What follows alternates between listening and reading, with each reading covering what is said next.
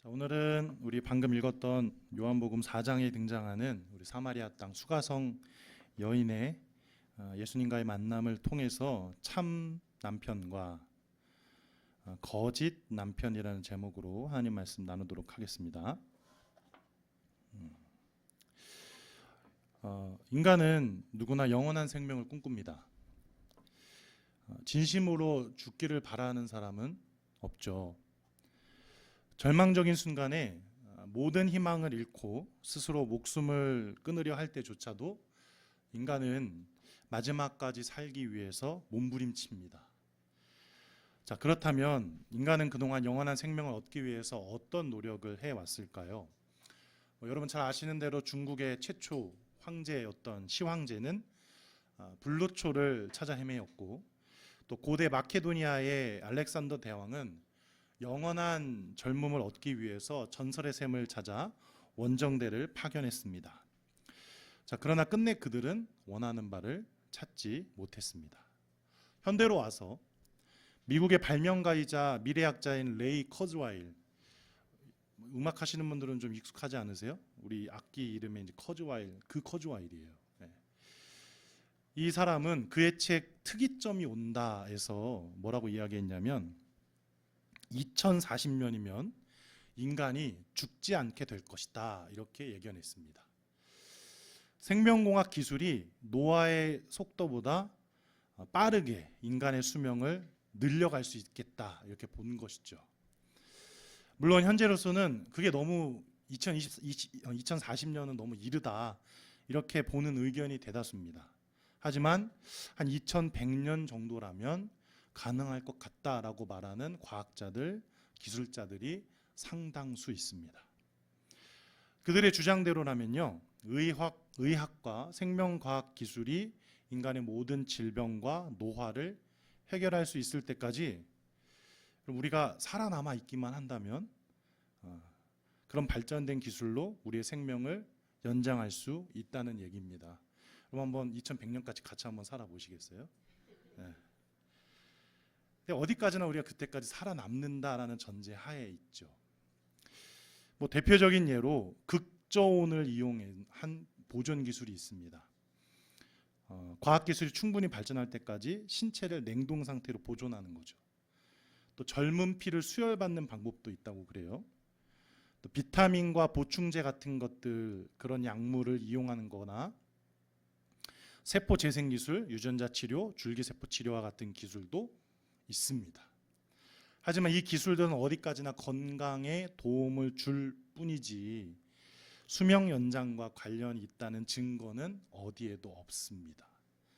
그냥 건강하면 오래 살지 않겠냐라는 그런 생각에서 비롯된 우리 인간의 끊임없는 노력일 뿐인 거죠. 자, 그래서 심지어 어떤 사람들은요, 무슨 얘기까지 하냐면 전자두뇌 이야기를 해요. 전자두뇌.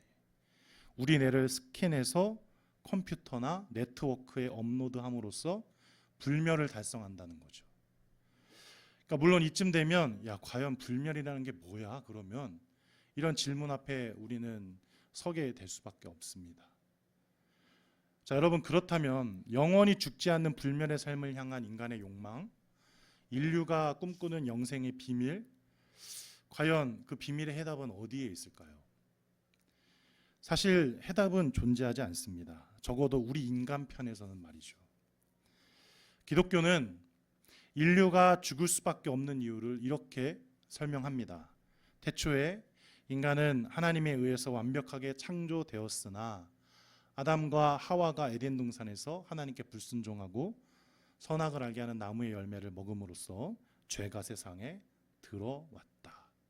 그로 인해 인간은 죽음을 피할 수 없게 되었고 영원한 생명을 잃게 되었다. 죄로 인해 인간은 한계와 고통을 겪으면서 살아가게 되었으며 이는 하나님과의 단절을 의미한다. 그러므로 영생은 여러분 뭐예요?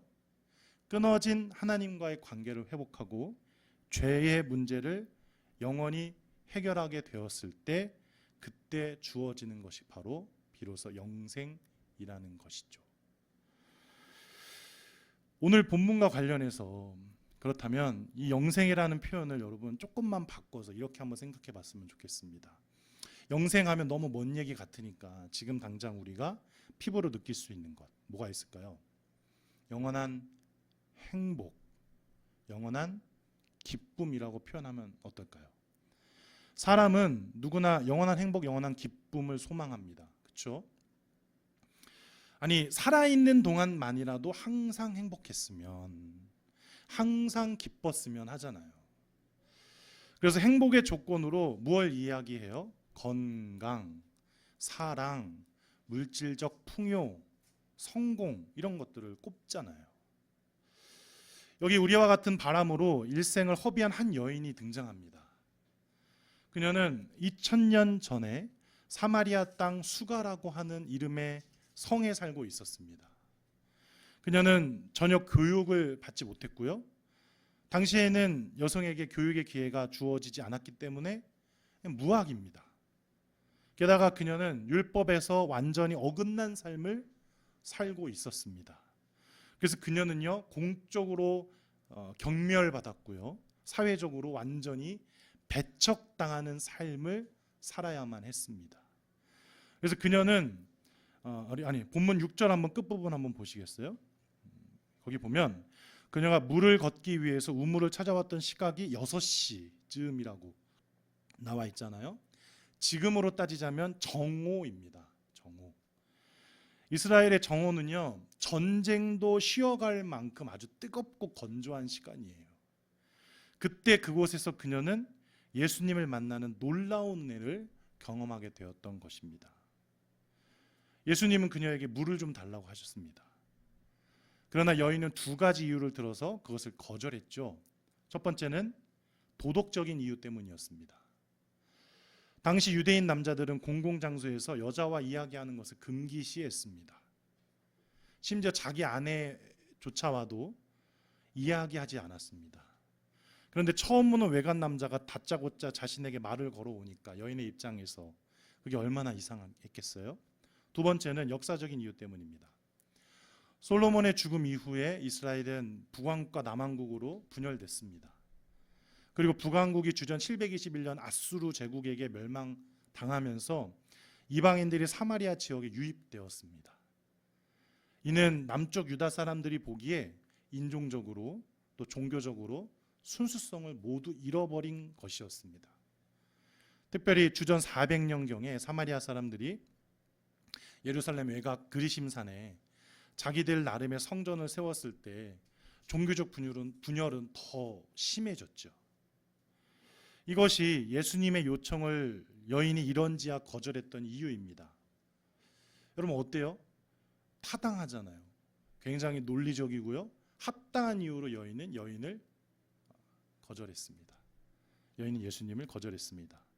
근데 사실 이것은 여인의 오만함이죠. 공교육은 받지 못했지만 매우 박식했고 논리적이었습니다. 하지만 온통 자기 생각으로 가득 차 있었습니다. 그로 인해서 자기 곁에 찾아오신 예수님을 전혀 알아보지 못했던 거예요. 여러분 하나님은 어떤 분이세요? 하나님은 우리와 늘 함께 하시는 분이십니다. 그래서 임마누엘 하나님이시죠. 그러나 우리는 그런 하나님을 항상 인식하지 못하고 느끼지 못합니다. 왜 그런 걸까요? 내 생각으로 가득 차 있기 때문에 그렇습니다. 내 마음이 온통 내가 바라고 원하는 곳으로 가득 차 있기 때문에 그렇습니다. 문제는 그것들이 하나님과 전혀 상관없을 때가 너무너무 많다는 거죠. 내 생각이 하나님보다 앞설 때 우리는 그것을 일컬어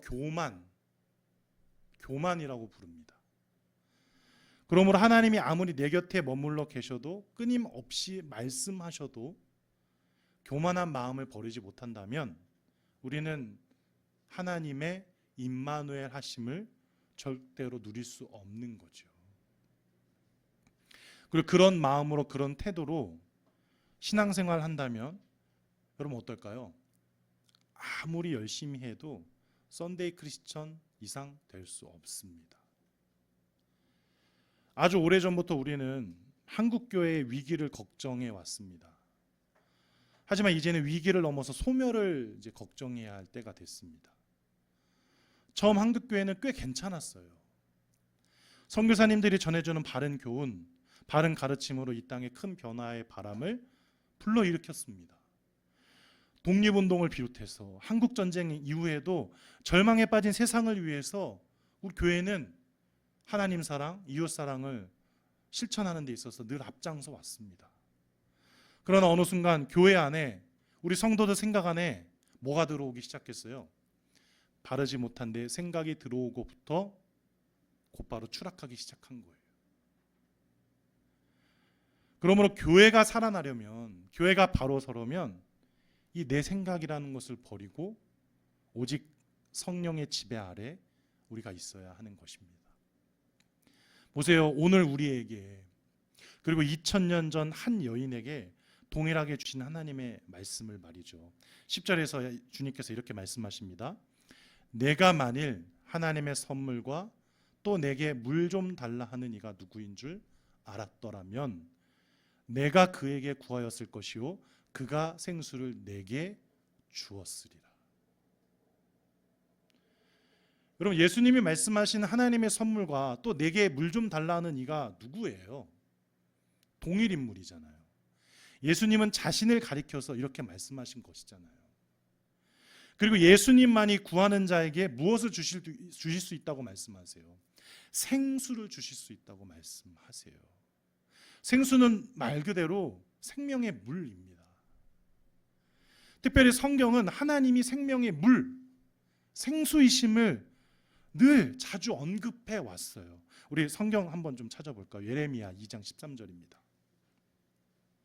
구약성경 예레미야 2장 13절 보겠습니다.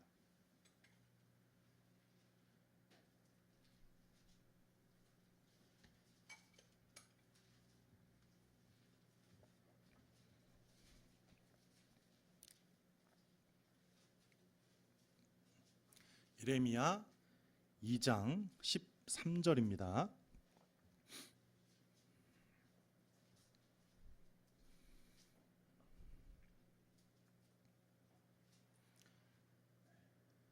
찾으셨으면 우리 함께 읽어보겠습니다.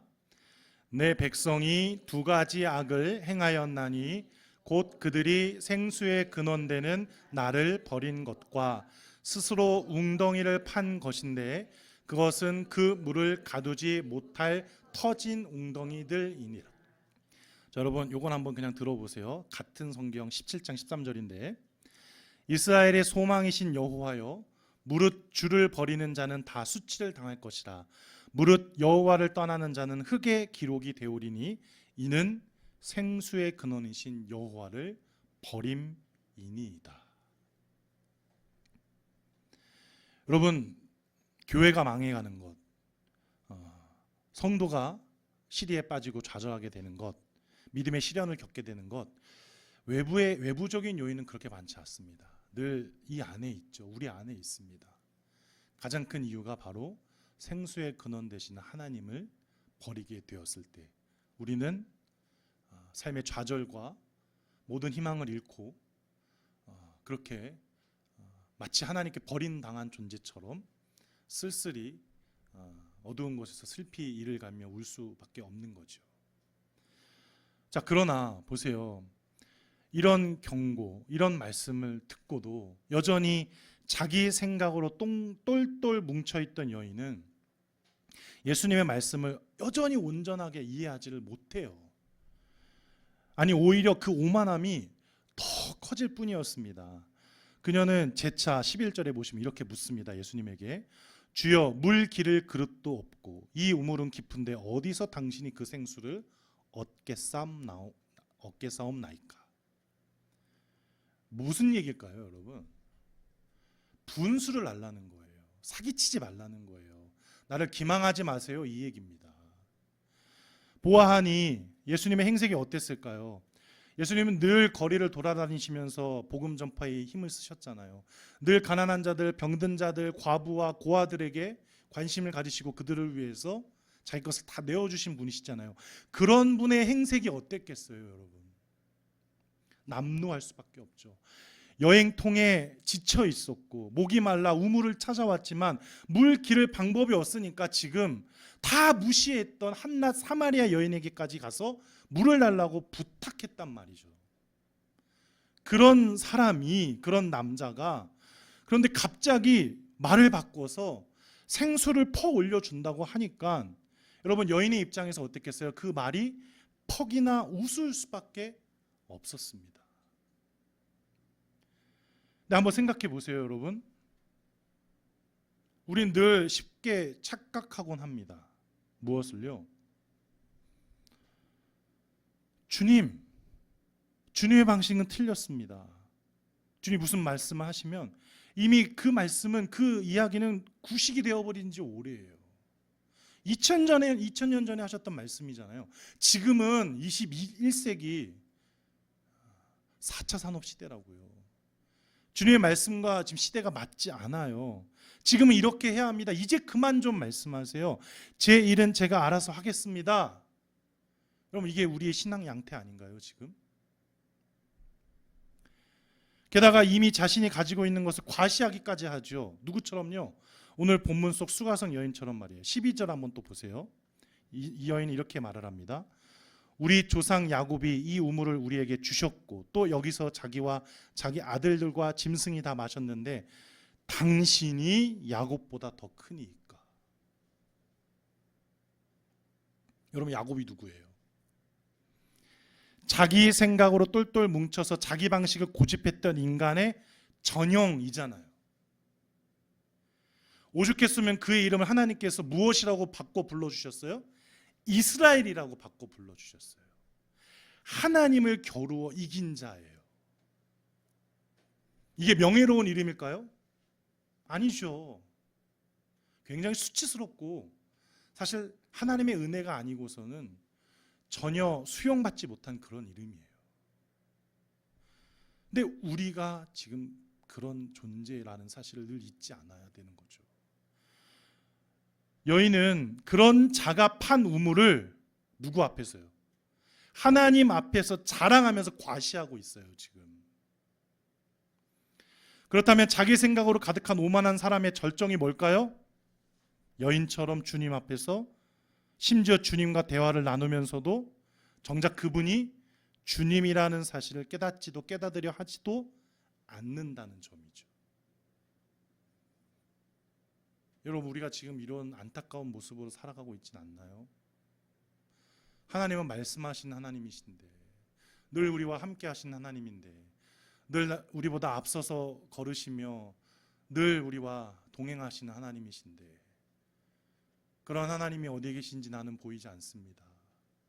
그런 하나님의 말씀이 들리지 않습니다. 하나님은 저를 외면하는 것 같습니다. 왜 우리가 그런 생각과 좌절에 빠져 살 수밖에 없나요? 내 생각, 내 소원, 내 바램 이런 것들로 똘똘 뭉쳐 있으니까. 여러분 제가 갑자기 그 생각이 들어요. 우리들의 일그러진 영웅에 보면 아이들이 이제 쉬는 시간에 다 자고 있는데 한 아이가 자고 있는데 그 아이가 안경을 썼잖아요. 그 안경에 장난친다고 안경에다 빨간 색깔 잉크를 이렇게 막 묻혀요. 그렇죠?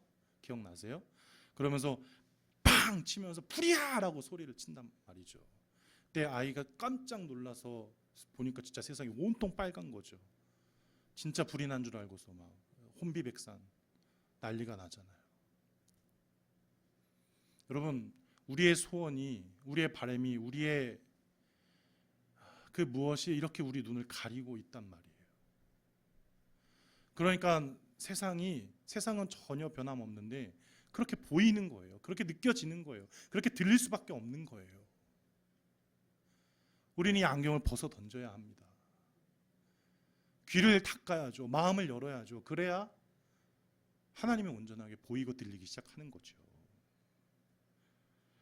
여러분 한번 자신을 돌아보시기 바랍니다. 지금 나는 이 여인처럼 행동하고 있진 않은가?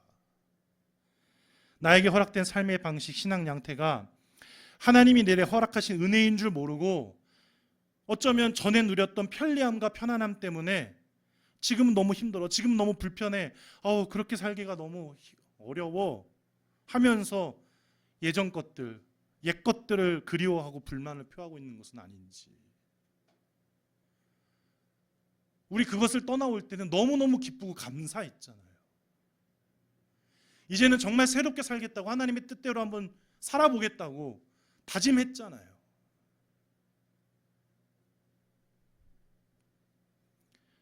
그런 우리에게 예수님께서 이렇게 말씀하세요. 이 물을 마시는 자마다 다시 목마르려니와 내가 주는 물을 마시는 자는 영원히 목마르지 아니하리니 내가 주는 물은 그 속에서 영생하도록 솟아나는 샘물이 되리라. 그럼 우리는 이 말씀 속에서 여인을 향한, 그리고 우리를 향한 예수님의 이 차별 없는, 변함없는 사랑을 느껴야 합니다. 여인은 줄곧 어떻게 했어요? 예수님을 경계했죠. 심지어 조롱했고 무시했어요. 하지만 예수님은 끝까지 그녀를 놓지 않으셨어요. 이후에도 마찬가지였어요. 예수님은 그녀가 도덕적으로나 율법적으로 치명적인 결함이 있다는 것을 아시면서도 무엇을 위해서? 그녀의 영혼을 구하시기 위해서 그런 관습 따위는 얼마든지 무시할 수 있다는 태도로 그 여인에게 하나님의 복음을 끝까지 전하셨단 말이에요. 오늘 우리가 누리고 있는 사랑도 이런 사랑 아닌가요, 여러분? 그 사랑을 힘입어 오늘도 우리는 하나님 앞에 나왔고요. 그 사랑을 힘입어 오늘도 우리는 하루하루를 성도로서 지금 살아가고 있지 않나요? 만약 내 행동 그대로 다 평가하시고 일일이 재고 계신다면 그럼 우리가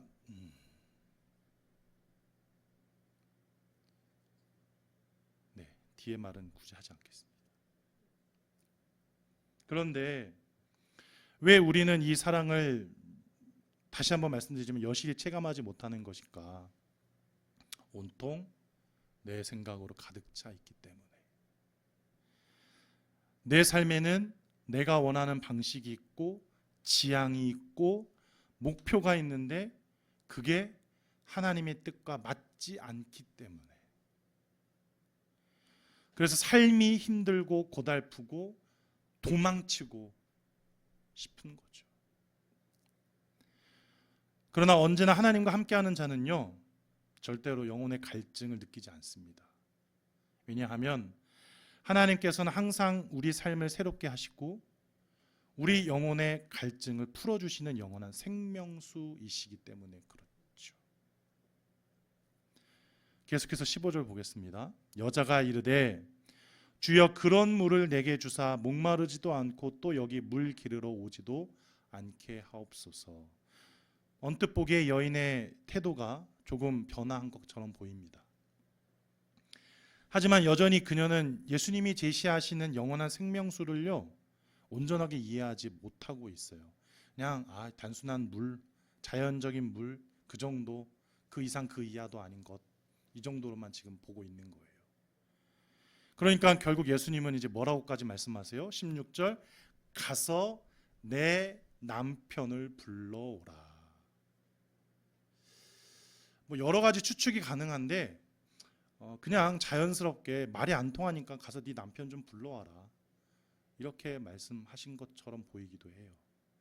하지만 그녀는 뭐라고 대답합니까? 나에게는 남편이 없습니다 라고 잡아떼죠. 그러니까 그때 주님께서 하신 말씀이 네가 남편이 없다는 말이 옳도다. 너에게 남편 5이 있었고 지금 있는 자도 내 남편이 아니니 네 말이 참되도다, 이렇게 말씀하십니다. 오만하기 짝이 없었던 여인은 실은 비참하고 비천한 사람이었던 거죠. 결혼을 무려 5번이나 했지만 다 실패하고 말았던 사람인 거죠. 남편이 모두 죽은 것인지 아니면 여인의 오만한 성품 때문에 5 남편으로부터 차례대로 버림받은 것인지 뭐 알 도리는 없지만, 그러나 분명한 것은 지금 이 순간 이 여인과 함께 살고 있는 남자조차도 그녀의 남편이 아니었다는 사실입니다. 즉 그녀는 가정을 가진 남자의 정부로 전락해 있었던 거예요. 여러분 한번 생각해 보세요. 이 여인이라고 해서 어찌 행복해지기를 원하지 않았겠어요? 그렇죠? 새 남편을 만날 때마다 이 남자인가? 아니 저 남자인가? 그 다음 남자인가? 계속해서 이번만큼은 행복하리라 입술을 깍 깨물면서 그렇게 결심하지 않았겠어요? 근데 모두 실패하고 말았던 거죠. 그리고 지금은 가정을 가진 남자와 불륜 관계를 유지하는 것으로 겨우겨우 생존해 가고 있는 거예요. 그러니까 그녀로서는 참으로 숨기고 싶은 과거이고 현실이었던 것입니다. 그런데도 주님께서는 왜 이 여인의 아픈 과거와 수치스러운 현실을 이렇듯 만천하에 공개하고 계시는 것일까? 여인을 놀리기 위함이셨을까? 아니면 여인의 오만함, 그 비아냥거림에 보복하시고 싶어서였을까? 모두 아니죠. 전혀 그렇지가 않습니다. 앞서 말씀드린 대로 주님께서는 이 여인을 지극히 사랑하신 까닭에 그녀가 자신의 실상을 바로 보고 깨닫도록 도와주시기 위함이었습니다. 마치 이런 거죠. 여인이여, 그대가 자신의 능력만을 믿고 일평생 노력한 결과가 무엇인가? 행복을 움켜쥐려고 그토록 몸부리친 대가가 과연 무엇인가? 밤낮 열망하던 행복은 대체로 어디로 갔는가? 5명의 남편이 차례로 그대 곁을 떠날 때 남편을 위해서, 아니 그대 자신을 위해서 그대가 할 수 있었던 것은 과연 무엇이었는가? 아무것도 없지 않나? 사실이 이처럼 명확하거늘 그대는 어찌하여 아직까지도 그대의 생각을 고집하는가?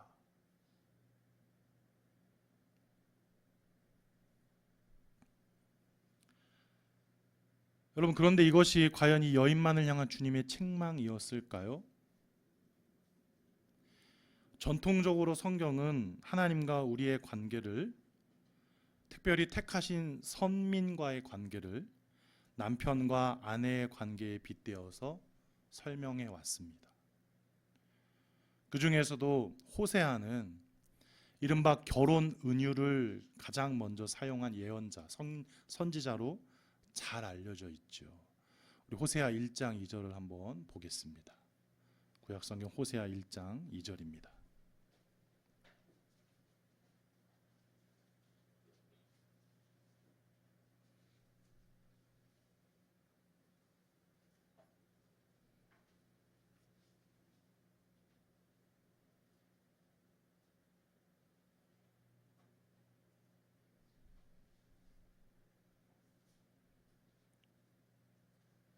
찾으셨으면 같이 읽겠습니다.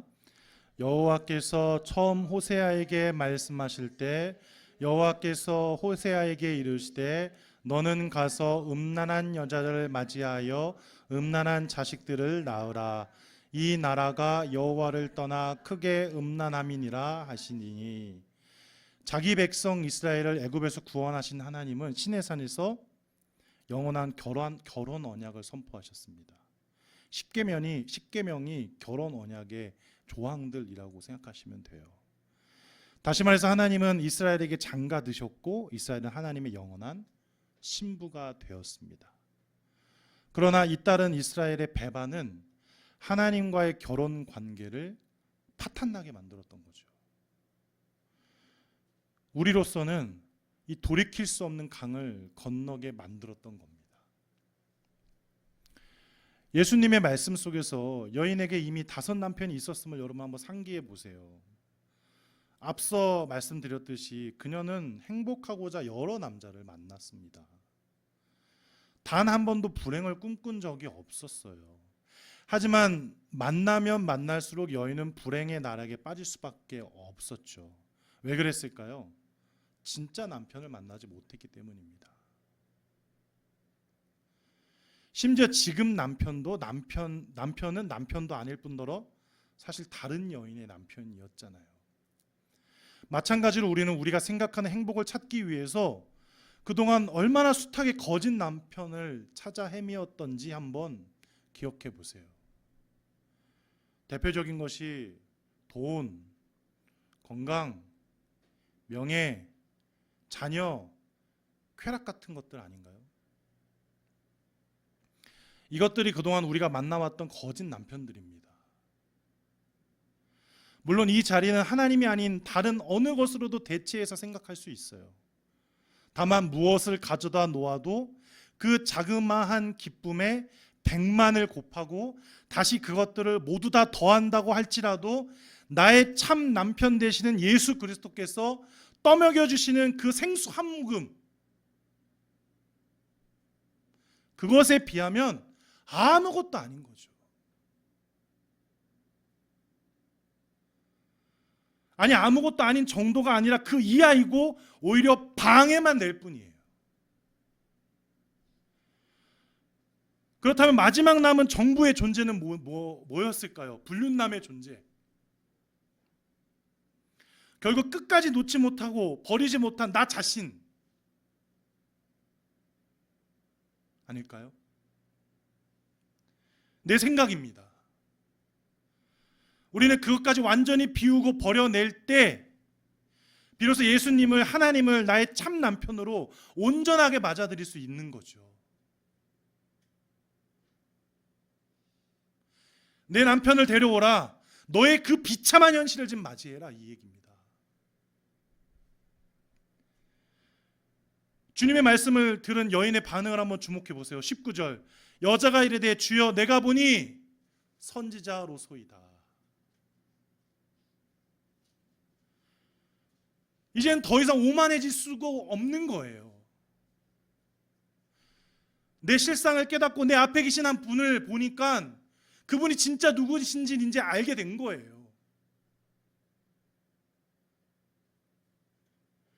오히려 그녀는 주님의 말씀에 100% 동의하고 공감했던 거죠. 그리고 엎드려 굴복했습니다.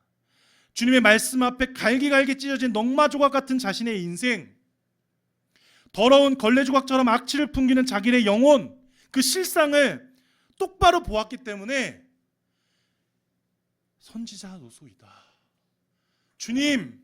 주님이시군요. 그리스도시군요. 이렇게 말을 할 수 있었던 거예요. 내 머리가, 내 생각이 반응한 것이 아니라 내 영혼이 예수님의 부르심 앞에 응답하게 되었던 거죠. 그리고 계속해서 말했습니다. 25절. 여자가 이르되 메시아 곧 그리스도라 하는 이가 오실 줄을 내가 아노니 그가 오시면 모든 것을 우리에게 알려주시리이다.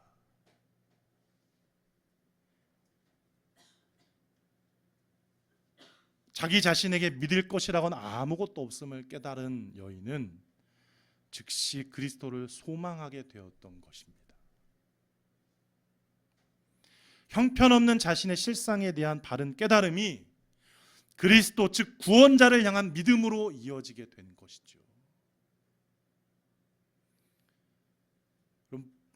여러분, 믿음은,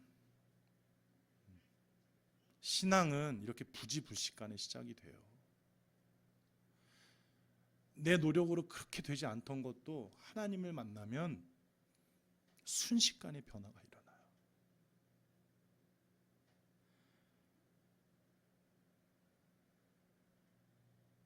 그랬더니 그 순간 여인 앞에 서 계셨던 주님께서 이렇게 말씀하셨습니다. 26절.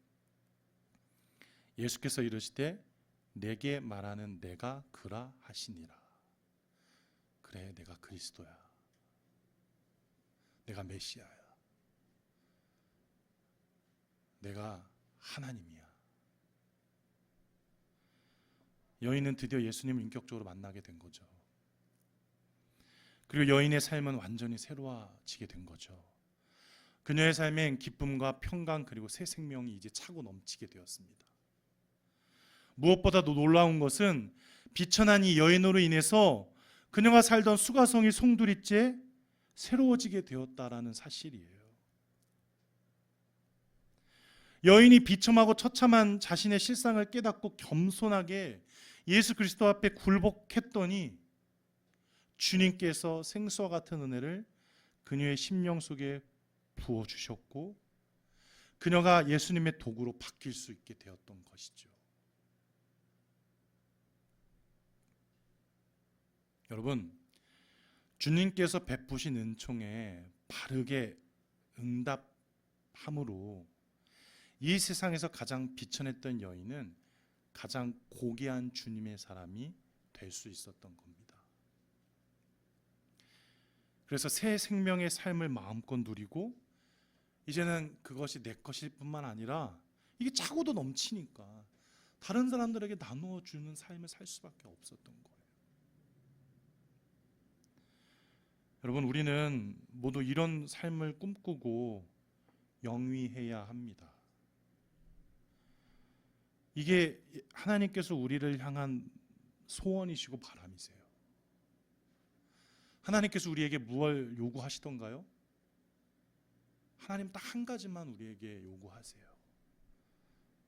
이렇게 은혜의 생수의 강물을 체험하고 그 넘쳐나는 생수를 다른 사람에게도 알려주어라. 네가 받은 그 복을 다른 사람도 받게끔 해라. 그게 사랑, 하나님의 사랑이잖아요. 그런 의미에서 주님께서 오늘 우리에게 요구하시는 것은 절대로 손쉬운 믿음이 아니죠. 예배당만 밟고 돌아가는 그런 신앙생활이 아니죠. 주님을 만나면 가장 먼저 우리 삶에 퍼져 있는 타락의 영향이 숨김없이 드러날 거예요. 아프겠죠. 비참하겠죠. 너무너무 창피하겠죠. 누군가에게 들킬세라 그걸 감추기 급급하겠죠. 사람들은 그런 우리를 보면서 손가락질 할 거예요. 당장 내가 마치 하나님과 교회 공동체에 심각한 누를 끼치는 존재처럼 여겨질지도 몰라요. 그러나 세상 모든 존재가 날 버려도 주 예수 그리스도만큼은 날 버리지 않는다는 사실을 우리가 기억한다면, 잊지 않는다면 우리는 새로운 존재가 될 것입니다. 여러분, 미 항공우주국 나사 아시죠? 세계에서 네노라는 천재들이 모인 곳으로 유명하잖아요. 그렇죠? 하지만 그곳에서도 실수는 있고요. 실패가 거듭됩니다. 놀라운 것은 그런 실수와 실패가 있다고 해서 여러분 쉽게 그들은 사람을 버리지 않는다고 그래요. 우리 무슨 일 일어나면 책임자 문책해야 된다. 그 사람 빨리 그 자리에서 잘라버려라. 새로운 사람 앉혀라. 이렇게 대응하잖아요. 이들은 그렇지 않는다는 거예요. 왜 그럴까요? 왜냐하면 그 실패한 사람이 실패한 사안에 대해서 가장 잘 알고 있는 사람이기 때문에 그렇습니다. 뭘 하면 실패하는지, 이렇게 하면 안 된다는 것을 몸소 경험한 사람이니까 그대로 앉혀놓고 네가 잘못한 것 네가 해결해. 만약에 도움이 필요하면 우리가 아낌없이 지원해 줄게. 끝까지 책임져 하는 거예요. 한편으로는 끝까지 책임을 묻는 무서운 얘기 같지만 상생하고 놀라운 발전을 거듭할 수 있는 비결이기도 하는 거죠. 여러분, 하나님의 인내, 하나님이 우리를 기다리신다는 것, 이런 것 아닐까 생각이 듭니다. 예수님은 우리를 살리시기 위해서 우리의 병든 부분을 자꾸만 들춰내실 거예요. 그리고 완전히 고쳐주세요. 그래서 그렇게 완전히 고침받은 사람들은 어때요? 자신을 그동안 이 땅에 인력에 올감했던 물동이를 이제는 마침내 버려두고 다른 아픈 영혼들을 향해서 나아가게 되는 거죠. 누구처럼요? 여인처럼요. 과연 이런 영혼들이 앞장서는 가정, 교회, 학교, 직장, 사회, 국가, 이 땅에 얼마나 놀라운 새바람이 불어오겠어요. 우리가 그런 새바람의 주인공들이 되어야 합니다. 예수님은 작은 물줄기가 아니라 제방이 넘칠 만큼의 거대한 샘에 대해서 말씀하셨어요. 우리가 이 물로 가득 채워지기만 한다면, 그래서 예수님과의 생명력 넘치는 관계의 달콤함이 나에게서 가정으로, 나에게서 교회로, 나에게서 학교로, 나에게서 이 사회로 풍성하게 흘러넘치게 되는 거죠. 여러분, 잊지 마세요. 예수님은 우리를 통해 그의 강물이 흘러넘치기를 원하십니다. 그분은 우리가 만나는 모든 사람들에게 생수의 강을 잇대어 주기를 원하십니다. 이 물은 단지 경험이나 전해지는 축복이 아니라 계속해서 흐르는 강물입니다. 그래서 마름과 죽음이 없고요, 다른 삶을 위한 끊임없는 흐름, 나눔만 있을 뿐이죠. 이 시간 우리가 그런 하나님의 참된 신부, 그런 교회가 되었으면 좋겠습니다. 먼저 그래서 이렇게 기도했으면 좋겠습니다. 내 생각으로 가득 찼기 때문에 우리가 늘 함께 하신 하나님을 온전하게 인식하지 못했던 우리의 오만한 태도를 반성하고 내려놓고, 참 남편 되시는 하나님 대신 취하려 했던 거짓 남편들, 그리고 내 생각까지 모두 내려놓고 하나님의 참된 신부가 될 수 있도록, 그런 교회로서 온 땅에, 이 세상에 밝은 빛과 소망을 전하는 그런 참빛이 될 수 있도록 우리 함께 들었던 말씀 기억하시면서 잠시 기도하는 시간 갖도록 하겠습니다. 기도하겠습니다.